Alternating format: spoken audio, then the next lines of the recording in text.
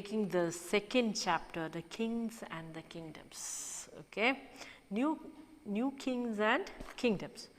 Okay, അപ്പം നിങ്ങൾ ഇത് ശരിക്കും രസമുള്ള കഥയായിട്ട് പഠിക്കണം. It's A story which is good എന്നുള്ള മട്ടിൽ പഠിച്ചുകൊണ്ട് നോക്കും. It will be easy, അല്ലെങ്കിൽ it's boring. So let us try to make it interesting. Okay, 17th centuries and 100 years ഇനിയാണ് നമ്മൾ 17th century, നമ്മളിപ്പോൾ 20th century അല്ലേ. അപ്പോൾ 17th centuryയിൽ എന്താ ഉണ്ടായിരിക്കുന്നത്? ആഫ്റ്റർ 17th century എന്തു ചെയ്യും? Many new Kings and kingdoms came. Okay, അപ്പം look at the map, you can see the major ruling dynasties in different parts of subcontinent between the 17th and 12th centuries.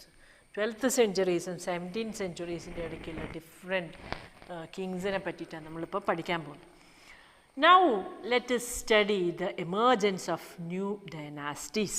Okay, by the 17th century, there were big landlords or warrior chiefs in different regions of the subcontinent. Existing kings often acknowledged them as their subordinates or samantas.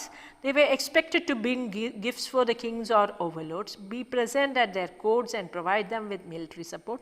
As samantas gained power and wealth, they declared themselves to be Mahasamanta and so on. Sometimes they asserted their independence from the overlords. Okay, that gives you a small picture. നോക്കൂ, വളരെ clear ആയിട്ട് അവർ തന്നിട്ടുണ്ട്. സി 17th centuryയിൽ big land lords എന്ത് ചെയ്തു? Big land Lord's ഉണ്ടായിരുന്നു, വാരിയർ ചീഫ്സ് ഉണ്ടായിരുന്നു. ഈ ചീഫായിട്ടുള്ള ആൾക്കാർ, ഈ യുദ്ധം ചെയ്യുന്നതിൽ ചീഫ്റ്റൻസ്, പിന്നെ ഇഷ്ടംപോലെ ലാൻഡുള്ള land lords, warrior chiefs. So ഈ കിങ്സ് എന്ത് ചെയ്തു എന്ന് പറഞ്ഞാൽ, these people were kings made these people as samantas or subordinates. അപ്പോൾ സാമന്താസിന് നല്ല പവർ ഉണ്ടാവും, നിങ്ങൾക്ക് ഏതാണ്ട് ഐഡിയ കിട്ടും. കാരണം they were landlords, either they were landlords അല്ലെ ചീഫ്റ്റൻസ്, ഇങ്ങനെയുള്ള ഇമ്പോർട്ടൻറ്റ് പേഴ്സൺസ്. അപ്പം kings made them their subordinates. അപ്പോൾ സബോർഡിനേറ്റ്സ് അല്ലേ സാമന്താസ്. അപ്പോൾ അവർക്ക് എന്തുണ്ട്? നല്ല പവറുണ്ട്, അതിൻ്റെ കൂടെ ഒറിജിനലി തന്നെ അവർക്ക് വെൽത്തും ഉണ്ട്. അപ്പോൾ എന്ത് പറ്റുമെന്ന് അറിയാം? What were their duties? They had to be they were expected to bring gifts for their kings, then be present at the courts and provide the military support. അപ്പോൾ മിലിറ്ററി സപ്പോർട്ട് കൊടുക്കണം, കിങ്സിന് present വരുന്ന വഴി നോക്കണം, കിട്ടുന്ന അവിടെ നിന്നൊക്കെ ശേഖരിക്കണം. Then military support കൊടുക്കണം, പിന്നെ കോർട്ടിൽ പ്രസൻ്റ് ആയിരിക്കും വേണം.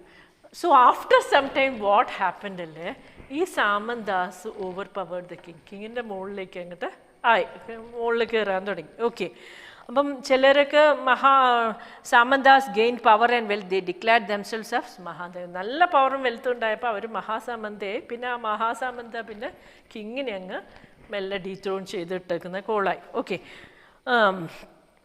അത് ഏറ്റവും നല്ല example you see in Rashtrakutas. In ഏത് ഡെക്കാൻ റീജിയനിലാണ് രാഷ്ട്രകൂട കിങ്സിനെ കാണാം.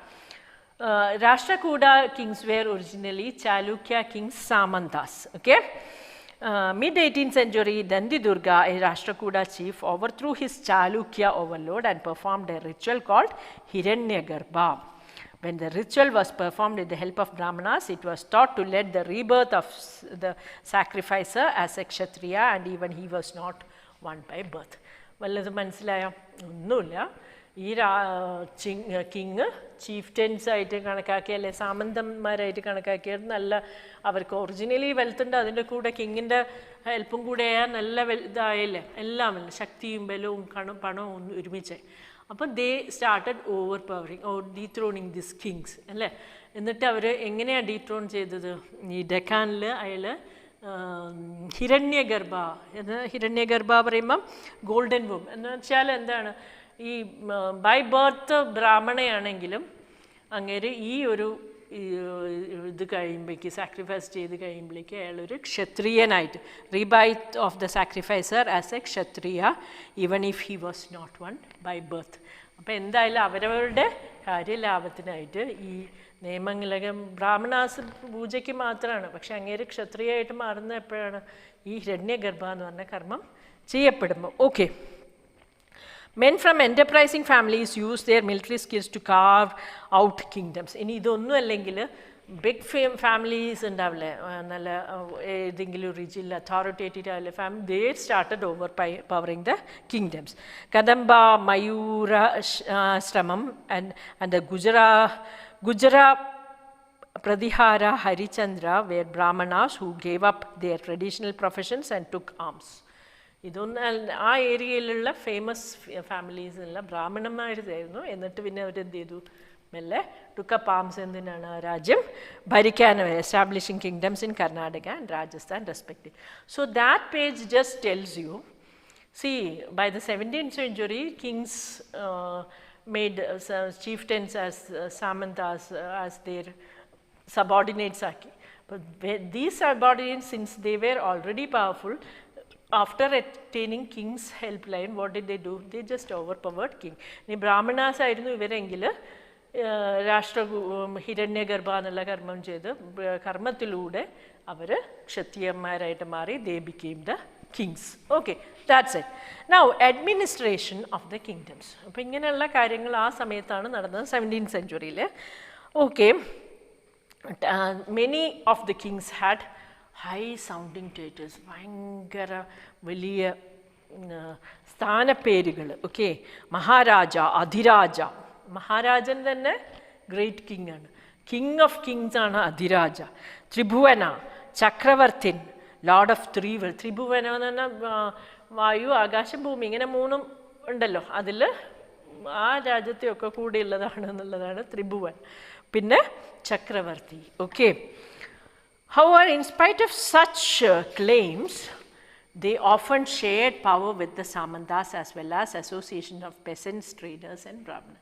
പക്ഷെ ഇങ്ങനെയൊക്കെ ആയിരുന്നെങ്കിലും they shared with samantas. samantas നല്ല വെൽത്തി പീപ്പിൾ ആണെന്ന് പറഞ്ഞ് നല്ല പവറുള്ള പീപ്പിളാണ്. peasants, traders, brahmanas.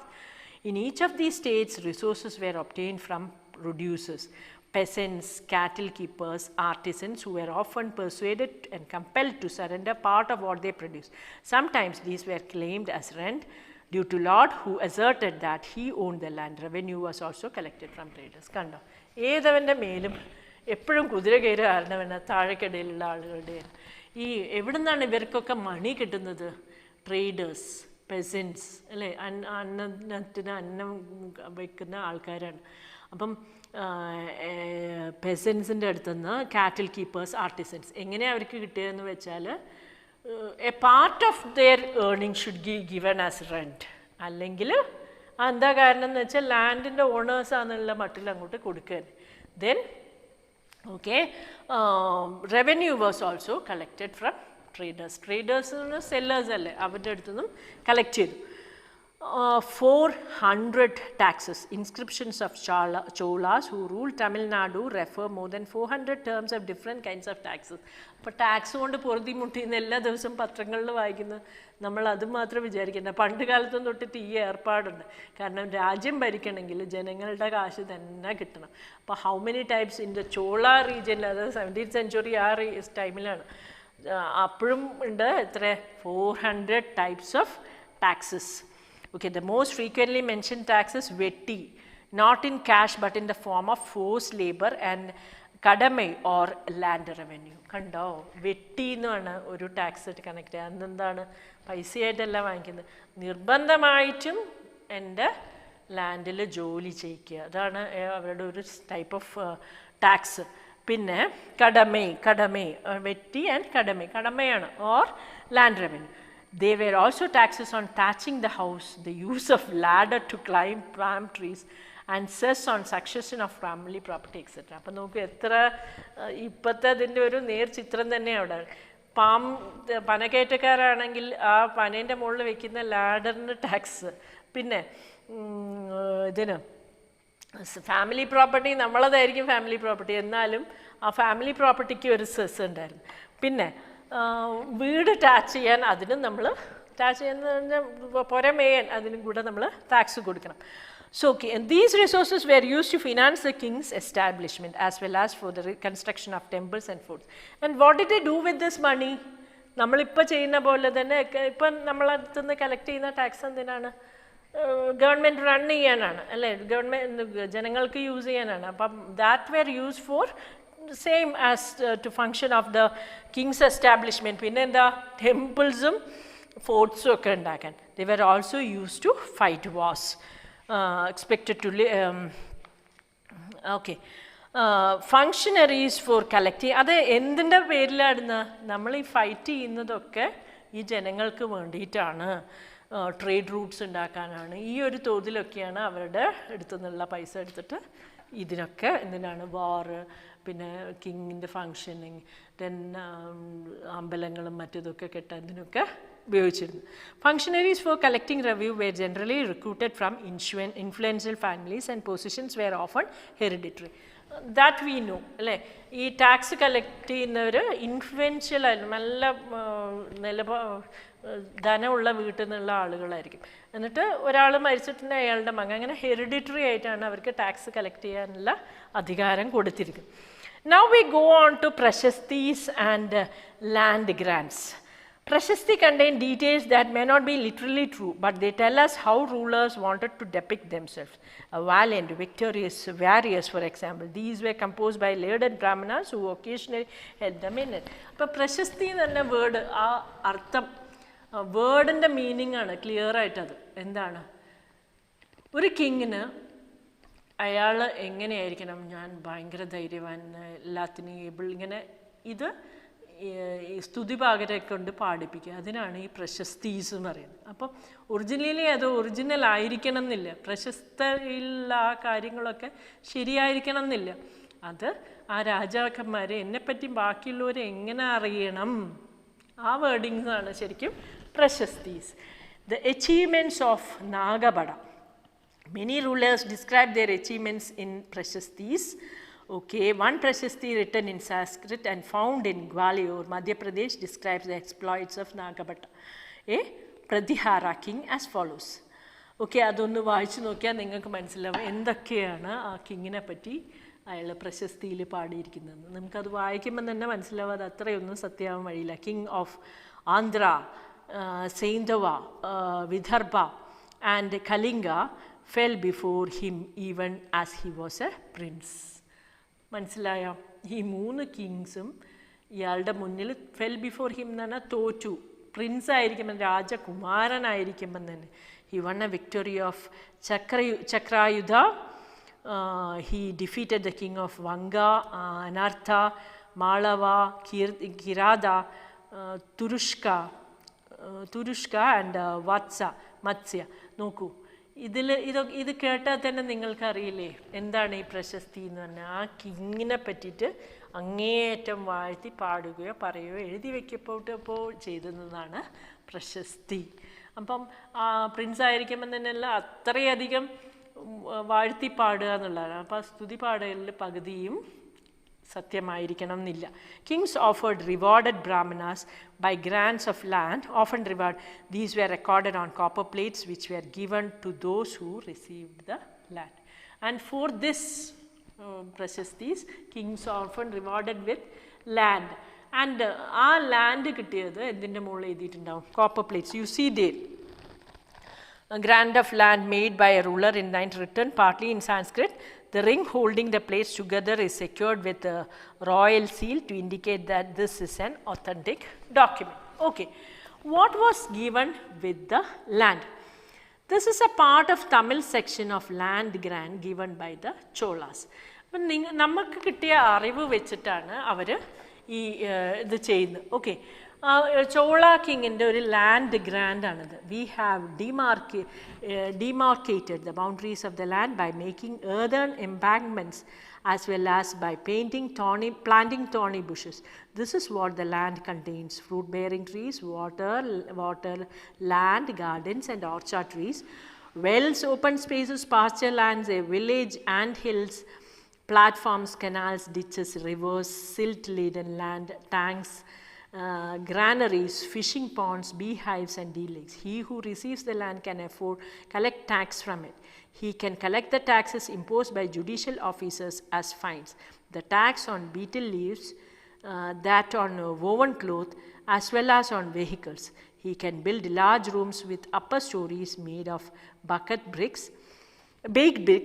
He can get large and small wells dug. He can plant trees and thorny bushes if necessary.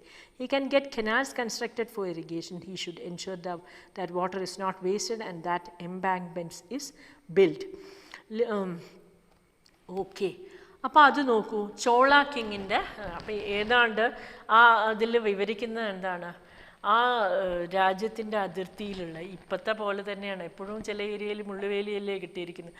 അപ്പം അതുപോലെ ആ ഏരിയയിൽ എന്തൊക്കെയുണ്ട്, ട്രീസ് ഉണ്ട്, വാട്ടർ ബോഡീസ് ഉണ്ട്.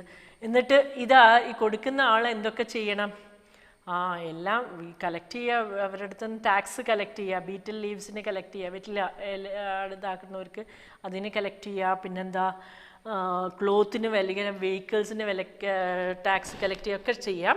എന്നിട്ട് പക്ഷേ ഒന്ന് ചെയ്യണം എന്നുണ്ട്, എന്താണ്, ഇറിഗേഷന് ഇത് വാട്ടർ ഇറിഗേഷനുള്ള ഫെസിലിറ്റീസ് ഉണ്ടാക്കണം, പിന്നെ വേസ്റ്റ് ചെയ്യുന്നില്ല, വെള്ളം നോക്കണം. അപ്പം കുറച്ചും കൂടി ഒരു ഇന്നത്തെ പോലെ ഒരു പോളിഷ്ഡ് ആയിട്ടുള്ള വേ ഉണ്ട് അല്ലേ, that you can see. Unusual for the 12th century was a long Sanskrit poem containing the history of kings who ruled over Kashmir. It was composed by an author named Kalhana. He used a variety of sources including inscriptions, documents, eyewitness accounts and earlier histories to write his account. Unlike the writers of Prashastis, he was often critical about rulers and policies. അതാണ് എവിടെയായാലും ഒരു റിബലുണ്ട് അല്ലേ, നമ്മൾ പഠിച്ച rebel പോലെ.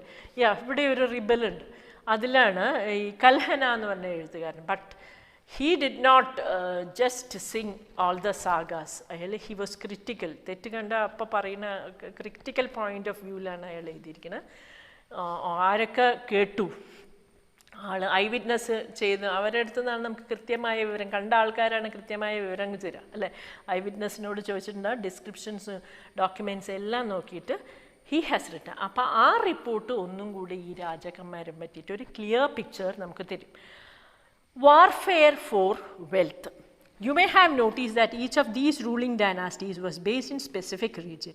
At the same time, they tried to control other areas. One particularly prized area were the city of Kanauj in the Ganga Valley. For centuries, rulers belonged to Gujarat, Pratihara, Rashtrakuta and Pala dynasties fought for the control of Kanauj because these were the three parties in this long-drawn conflict.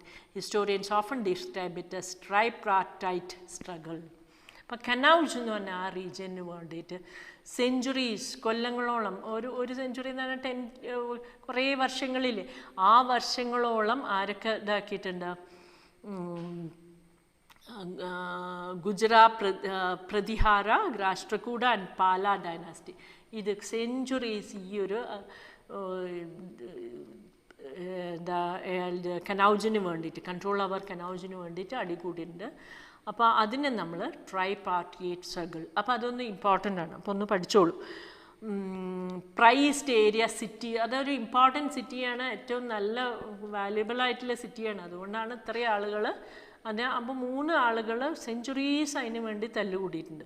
Okay, Ganga വാലിയിലുള്ള Kanauj area. അപ്പോൾ do remember that is called tripartite struggle.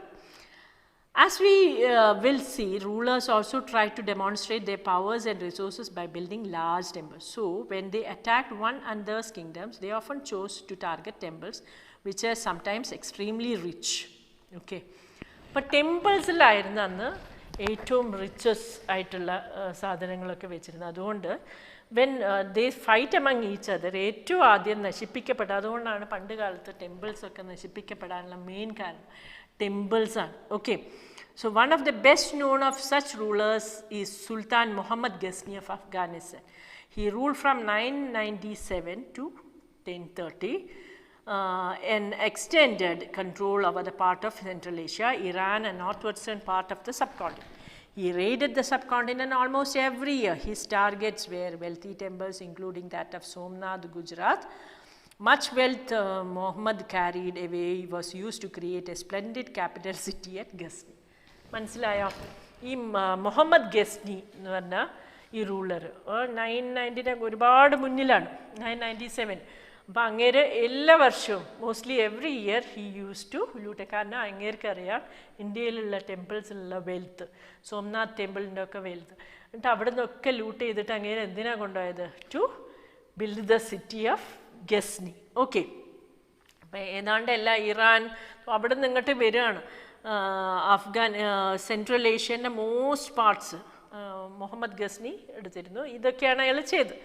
Sultan Muhammad was also interested in finding out more about people and entrusted a scholar named Al-Biruni to write an account of the Sakwan. This Arabic word known as Kitabul Hind remains an important source of historians. അപ്പോൾ അങ്ങേര് അത്രയ്ക്ക് ദുഷ്ടത്തരമൊക്കെ ചെയ്തിരുന്നെങ്കിലും അങ്ങേര് ഒരു കാര്യം നന്നായിട്ട് ചെയ്തു. അവിടെയുള്ള ആളുകളെ പറ്റി അങ്ങേർക്ക് പഠിക്കണം എന്നുണ്ടായിരുന്നു. അയാൾ കോൺക്വർ ചെയ്ത നാട്ടിലുള്ള വിവിധ മതസ്ഥരും ജാതിയുള്ള ആളുകളൊക്കെ. അപ്പോൾ so he interested his writer Al Biruni. അൽ-ബറൂനിൻ്റെ ബുക്സ് ഇപ്പോഴും ഹിസ്റ്റോറിയൻസിന് ഒരു വാല്യുബിൾ ബുക്കാണ്. Okay, other kings who engaged in warfare included the Chahamanas, later known as Chauhans, who ruled over the region around Delhi and Ajmer.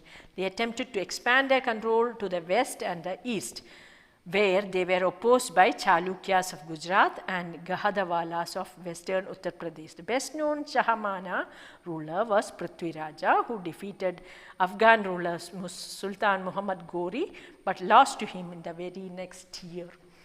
അപ്പോൾ ഈ ഗസ്നീൻ്റെ റൂള് അത് കടന്നു കയറ്റമൊക്കെ കഴിഞ്ഞാൽ നമുക്ക് പഠിക്കാനുള്ളത് ചഹമനാസ്. ചൗഹാൻസ് എന്നുള്ള വേർഡ് നമ്മൾ ഇഷ്ടം പോലെ കേട്ടിട്ട് അതിൻ്റെ ശരിക്കുള്ള വേർഡ് ചഹമനാസ് ആയിരുന്നു. ഓക്കെ, ഡൽഹി അജ്മീർ റീജിയനാണ്. പക്ഷേ ഏറ്റവും ഫേമസ് ചാലൂക്യാണ്, ചഹമന റൂളറാണ് പൃഥ്വിരാജ് III. ആൻഡ് അഫ്ഗാൻ സുൽത്താൻ മുഹമ്മദ് ഗോറിനെ തോൽപ്പിച്ചതുമാണ്. But he lost to him. Next ഇയറിൽ തന്നെ അങ്ങേരോട് തോറ്റു. Okay, now a closer look to the Cholas from Uraiyur to Thanjavur. അത് ആ തഞ്ചാവൂർ ആ ടെമ്പിളിന് ഫേമസ് ആണ് അല്ലേ. പിന്നെ how did the Cholas rise to power? ഇതുവരെ നമ്മൾ മറ്റേ ചഹമനാസിനെ ചൗഹാൻസിനെ പറഞ്ഞു, പിന്നെ പൃഥ്വിരാജ് ചൗഹാനെ പറഞ്ഞു, ഒക്കെ നമ്മൾ പറഞ്ഞു. ഇനി നമ്മൾ നോക്കുന്നത് എങ്ങനെയാണ് വിവിധ രാജാക്കന്മാർ ചോളാസ് വന്നത്. Okay, a minor chiefly family known as Uraiyur held power in Kaveri Delta. They were subordinate to the Pallava kings of Kanchipuram. Vijayalaya, who belonged to the ancient chiefly family of Cholas from Uraiyur, captured the delta from Uraiyur in the middle of 9th century. He built the town of Thanjavur and a temple for goddess Nishubhasuddini here. അപ്പം മനസ്സിലായല്ലോ, ഒരു important ഫാമിലിയിലുള്ള, okay, important family എന്നാണ് മുട്ടറയ്യർ. കാവേരി റീജിയനിൽ അങ്ങേരാണ് main family delta ഉള്ളത്. Okay, Pallava കിങ്സിൻ്റെ അന്ന് മുമ്പേ പറഞ്ഞല്ലോ, പല്ലവ കിങ്സിന് ഇങ്ങനെ ഇമ്പോർട്ടൻ്റ് ആയിട്ടുള്ള വലിയ പണമുള്ള ഫാമിലിയിലുള്ള ആൾക്കാർ അവരുടെ കീഴിൽ വന്നു. അങ്ങനെയുള്ള ആളാണ് Muttaraiyar. Okay, Vijayalaya, who belonged to the of Kanchipuram, Vijayalaya, who belonged to the ancient chiefly family of the Cholas from Uraiyur, captured the Delta. മുട്ടറായർ എടുത്തുനിന്ന് ആ ഭൂമി ആരെടുത്തു? മുട്ടറായർ ശരിക്കും ആരുടെ കീഴിലാണ്? മറ്റേ പല്ലവ കിങ്ങിൻ്റെ കീഴിലാണ്. ആ അയാളുടെ അടുത്തുനിന്ന് ഈ കാവേരി ഡെൽറ്റ ആര് കൊണ്ടുപോയി? Uraiyur captured the delta from Uraiyur and middle of 9th century. എന്നിട്ട് അയാൾ എന്ത് ചെയ്തു? തഞ്ചാവൂരിൽ ഒരു city of town of Thanjavur ഉണ്ടാക്കി, അവിടെ ഒരു ടെമ്പിളും ഉണ്ടാക്കി, നിശുംഭസുന്ദരി ടെമ്പിൾ ദേർ. അത് it is still famous. Okay, now the successors of Vijayalaya. പക്ഷേ എന്താ, വിജയാലയനെ കോൺകർ ചെയ്തിട്ടാണ്, മുട്ടറായറിനെ കോൺകർ ചെയ്തിട്ടാണ് വിജയാലയ എന്താക്കിയത്? ടെമ്പിൾ അവിടെ നിന്നിട്ട് ടെമ്പിളൊക്കെ ഉണ്ടാക്കിയത്. എന്നിട്ട് പറ്റൂ വിജയാലയൻ്റെ സക്സസേഴ്സ് എന്ത് ചെയ്തു?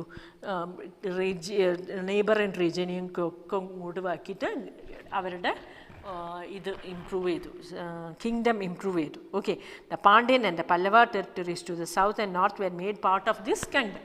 Rajaraja I, considered the most powerful Chola ruler, became the king in 985 and expanded control over most of this area. He also recognized the administration of the empire. Rajaraja's son, Rajendra I, continued his policies and even raided the Ganga Valley, Sri Lanka and countries of South Asia, developing a navy for these expeditions. Okay. അപ്പം നമ്മൾ തുടങ്ങിയത് ആരാണ്? വിജയാലയ, മുട്ടരായർന്ന് പല്ലവ കിങ്ങിൻ്റെ സബോർഡിനേറ്റായ ആയിരുന്നു മുട്ടരായർ. എന്നിട്ട് അങ്ങനെ എന്ത് ചെയ്തു? വിജയാലയെ എന്ത് ചെയ്തു? അങ്ങനെ ക്യാപ്ചർ ചെയ്തു. എന്നിട്ട് അവിടെ എന്തുണ്ടാക്കി? അപ്പോൾ വിജയാലയൻ്റെ ബാക്കിയുള്ള ഫാമിലീസ് എന്ത് ചെയ്തു? അവർ അവരുടെ കിങ്ഡം എക്സ്പാൻഡ് ചെയ്ത് നല്ലോണം അങ്ങോട്ട് എക്സ്പാൻഡ് ചെയ്തിട്ട് okay, the Pandyan and Pallava territories to the south and north were made part of the എല്ലാ കിങ്ഡം ഇങ്ങോട്ട് കൊണ്ടു. എന്നിട്ട് എന്ത് ചെയ്തു? രാജരാജ ചോള റൂളറാണ്. ഹി വാസ് വെരി പവർഫുൾ, അഡ്മിനിസ്ട്രേഷനൊക്കെ വെരി പവർഫുൾ ആയിരുന്നു. രാജേന്ദ്ര എന്ത് ചെയ്തു? Continued his policies. എന്നിട്ട് ഗംഗ വാലി, ഇവൻ raided the Ganga valley, Sri Lanka and countries of south east Asia. ഇത്രയും കൺട്രീസൊക്കെ കൂടെ റെയ്ഡ് ചെയ്തിട്ട് എന്ത് പറ്റിയെന്ന് വെച്ചാൽ അവിടെ ഒരു developing a navy for these expeditions. Okay. അപ്പോൾ splendid temples and bronze sculptures. ഇനി ഇവർ വന്ന കാര്യം പറഞ്ഞു. ഇനി അവരിവിടെ എന്തൊക്കെ സർവീസസ് ചെയ്തു? The big temples of Thanjavur and Gangaikonda Cholapuram build by Rajaraja and Rajendra still they are there. ഇപ്പോഴും ആ structural beauty is impeccable nu parayam. Chola temples often became the nuclei of settlements which grew around them. These were centers of craft production. Temples were also endowed with land by rulers as well as. അപ്പോൾ ഈ ടെമ്പിളിനെ ചുറ്റിപ്പറ്റിയിട്ടാണ് ഈ ചോള റീജിയനിൽ എപ്പോൾ നടന്നത്. ഈ ടെമ്പിളിന് തന്നെ ഒരുപാട് wealth രാജാവും കൊടുത്തു, ചുറ്റുമുള്ളവർ. The produce of this land went into maintaining all specialists who worked at the temple very often lived near it. Priests, garland makers, cooks, sweepers, musicians, dancers, etc. In other words, temples were not only places of worship, they were the hub of economic, social and culture. മനസ്സിലായല്ലോ എന്തുകൊണ്ടാണ് ഈ ഗോറിയൊക്കെ വന്നിട്ട് അത് തട്ടിപ്പറിക്കാൻ കാരണം എന്ന് പറഞ്ഞാൽ ഈ ചോള രാജാക്കന്മാർ വന്നിട്ട് ഈ ടെമ്പിൾസ് ഉണ്ടാക്കി കഴിഞ്ഞാൽ അവർ പിന്നെ they give a lot of wealth to these temples. എന്നിട്ട് ഈ ടെമ്പിൾസ് എന്ത് ചെയ്യുമെന്ന് വെച്ചാൽ എന്നിട്ട് ബാക്കി കുറേ പേരും അങ്ങനെ കൊടുത്തിട്ടുണ്ടാവും. നമ്മുടെ തിരുവനന്തപുരത്തുള്ള പത്മനാഭസ്വാമി ക്ഷേത്രം ഒരു എക്സാമ്പിളായിട്ട് എടുത്തൂടെ? അപ്പോൾ എന്ത് പറ്റുന്നു എന്ന് വെച്ചാൽ ഈ ടെമ്പിൾ ഈ വാസ്റ്റ് ലാൻഡ്സിൽ നിന്നൊക്കെ ഉള്ള വരുമാനം അവിടെയുള്ള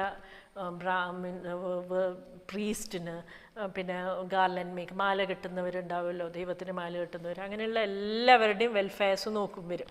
അപ്പോൾ എന്ത് പറ്റുന്ന ഇത്രയും അധികം വാസ്റ്റ് വെൽത്ത് ഒരു ടെമ്പിളിന് കൊടുക്കുമ്പോൾ temples were not only places of worship, but they were hub of economic, social and cultural life as well.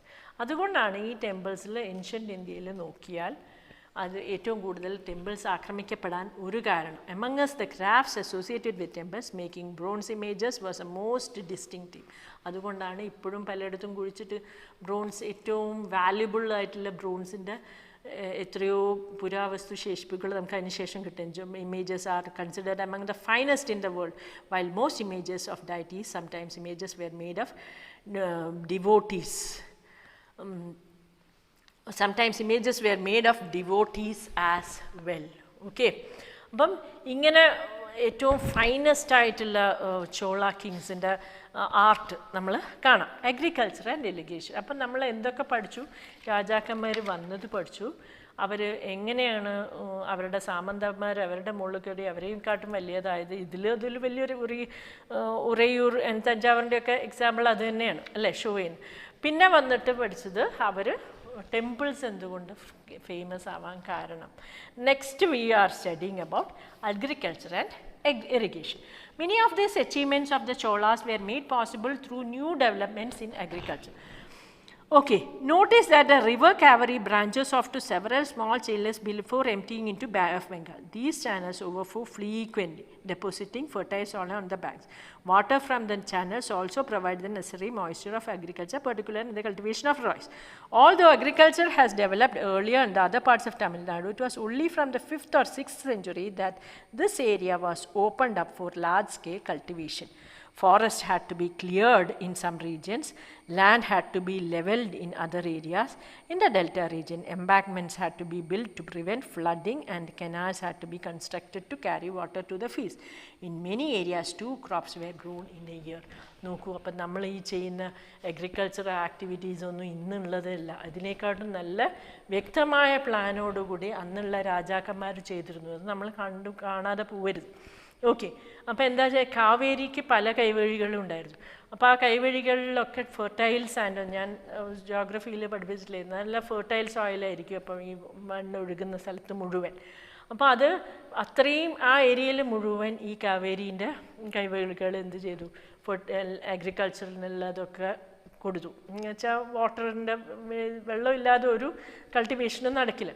അപ്പോൾ എന്താണെന്ന് വെച്ചാൽ മോയ്സ്ചറൊക്കെ ഇത് തന്നെയാണ് കൊടുത്തുകൊണ്ടിരുന്നത്. അപ്പോൾ എന്താ പറ്റിയെന്ന് വെച്ചാൽ റൈസ് നന്നായിട്ട് അവിടെയൊക്കെ കൾട്ടിവേറ്റ് ചെയ്യുന്നു, ബേ ഓഫ് ബംഗാളിലേക്ക് ഇറങ്ങുന്നതിൻ്റെ മുമ്പേ. ഓക്കെ, പക്ഷേ തമിഴ്നാട്ടിൽ അപ് ടു ദെൻ അത്ര വലിയ റൈസ് കൾട്ടിവേഷൻ ഉണ്ടായിരുന്നെങ്കിലും അത്ര വലുതായിട്ട് ചെയ്തിട്ടില്ല. പക്ഷേ ഈ ഒരു ഏരിയ സമയത്താണ് from 5th or 6th centuries forest ലാൻഡും പിന്നെ കുന്നുകളൊക്കെ വെട്ടി ചെരുവാക്കിയിട്ട് നേരെ കൾട്ടിവേറ്റിന് ഇതാക്കി കൊടുത്തത്.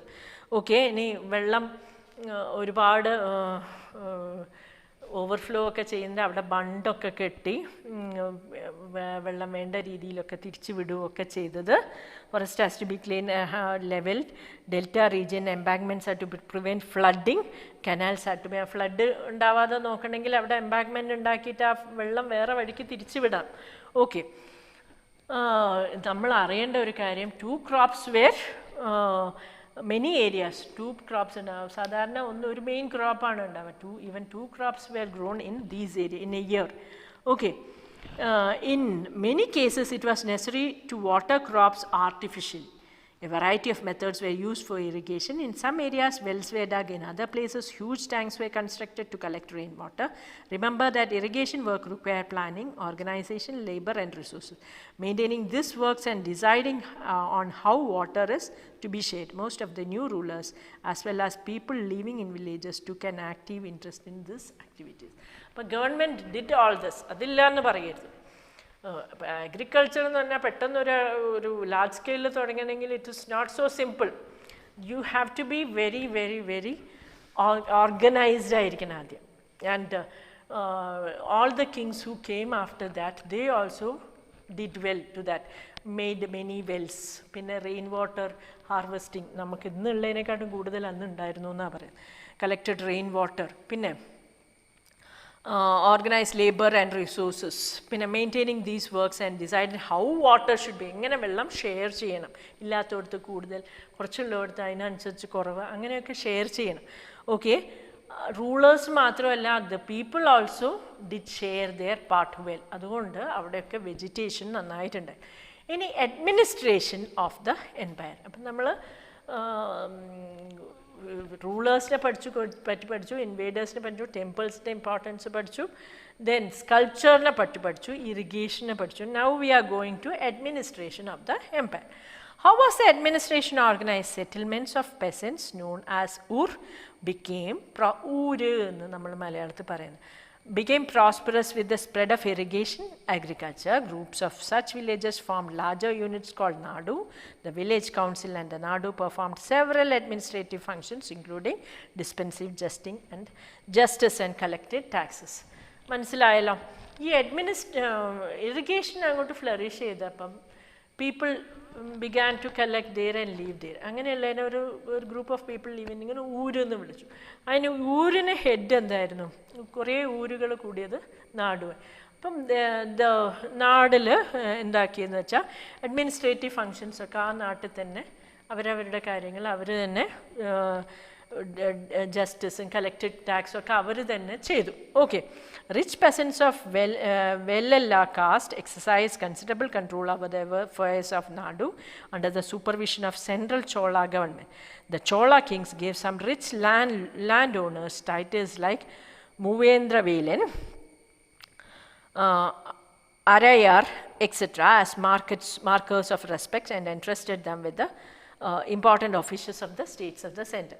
അപ്പം ഈ ചോള രാജാക്കന്മാരുടെ ഉള്ള എല്ലാ രീതിയിലുള്ള ഇംപ്രൂവ്മെൻറ്റ്സ് അഗ്രികൾച്ചറിൽ എങ്ങനെയാണ്, സ്കൾപ്ചറിൽ എങ്ങനെയാണ്, ടെമ്പിൾസിൽ എന്തൊക്കെ ചെയ്തു, that all we were seeing all this time.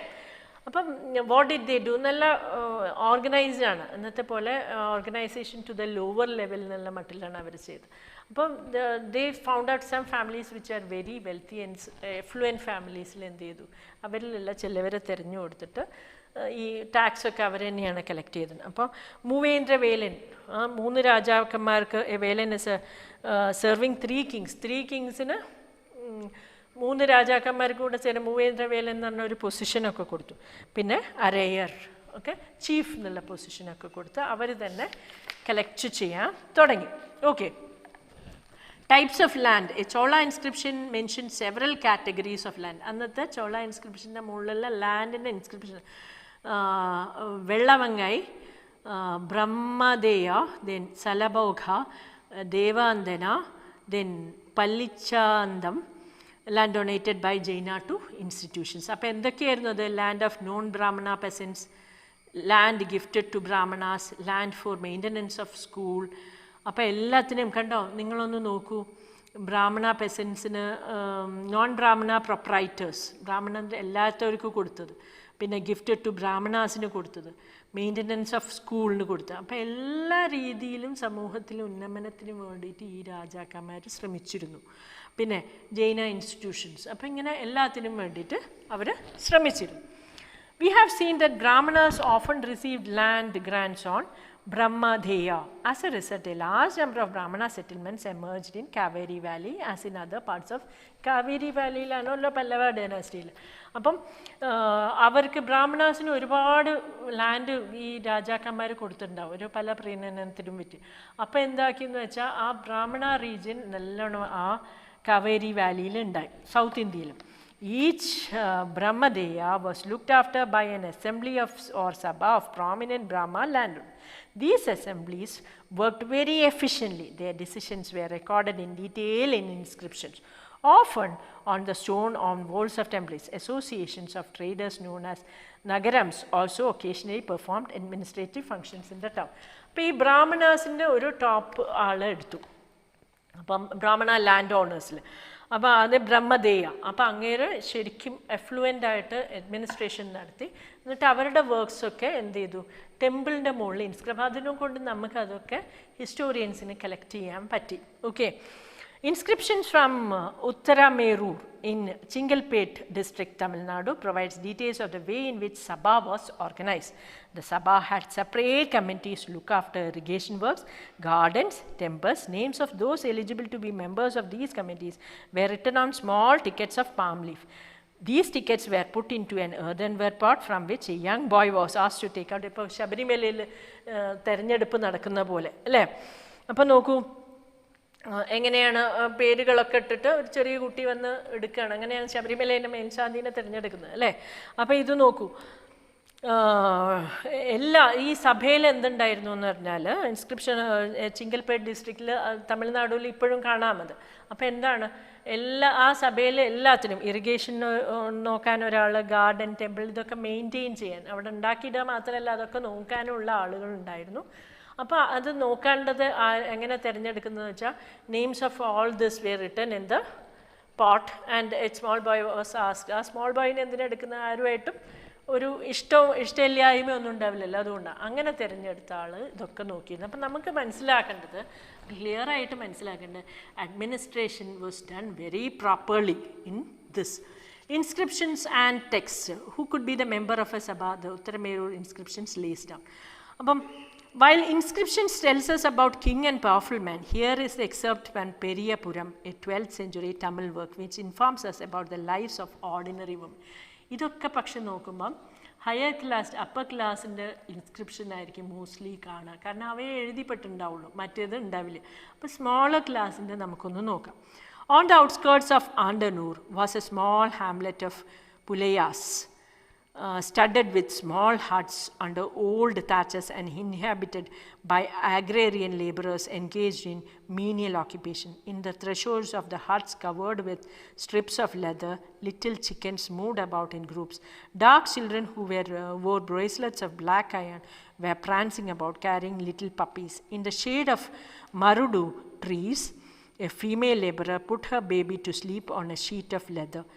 There were mango trees from whose branches drums were hanging, and under the coconut palms, in little hollows on the ground, tiny-headed bitches lay after whelping.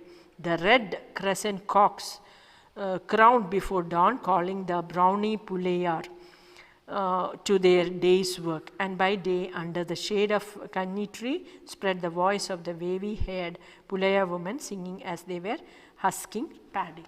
അപ്പോൾ പുലയ വുമൻ്റെ സ്ഥിതിയൊക്കെ ഇപ്പോഴത്തേലിനും അതേപോലെയൊക്കെ തന്നെയായിരുന്നു. ഒന്നായിട്ട് കൂട്ടുകൂടി dark കുട്ടികളായിരുന്നു. എന്തായിരിക്കും dark കുട്ടികളുടെ ഒന്നുമില്ല, നല്ല സണ്ണിൽ ജോലി ചെയ്യുന്നതുകൊണ്ടായിരിക്കും. പക്ഷെ അവരുടെയും സെറ്റിലിനെ പറ്റിയിട്ട് എഴുതപ്പെട്ടിട്ടുണ്ടെന്ന് നമ്മൾ അറിയണം.